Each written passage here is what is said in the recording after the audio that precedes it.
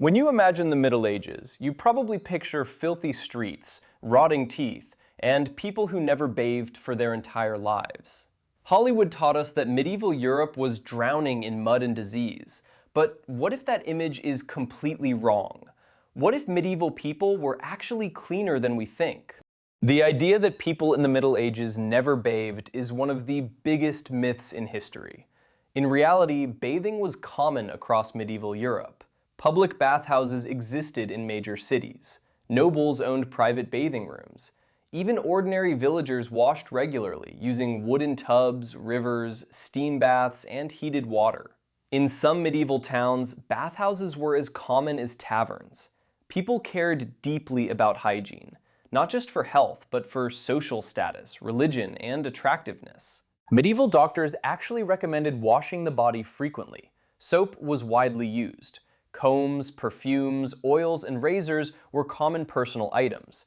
The Vikings, for example, were famous for their cleanliness. Historical records describe them bathing weekly, grooming their hair, and wearing clean clothes, so much that some English writers complained Viking men were too attractive to local women.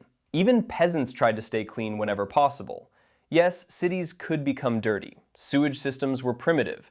But the idea that medieval people simply ignored hygiene is pure fiction. So why do we imagine the Middle Ages as filthy and miserable? Part of the answer comes from later periods like the Renaissance and Enlightenment. Writers wanted to make their own age look more advanced and civilized, so they exaggerated how backward medieval Europe had been. Then Hollywood amplified the image even more. Modern movies often cover medieval villages in endless mud, grime, and darkness, because it creates dramatic visuals.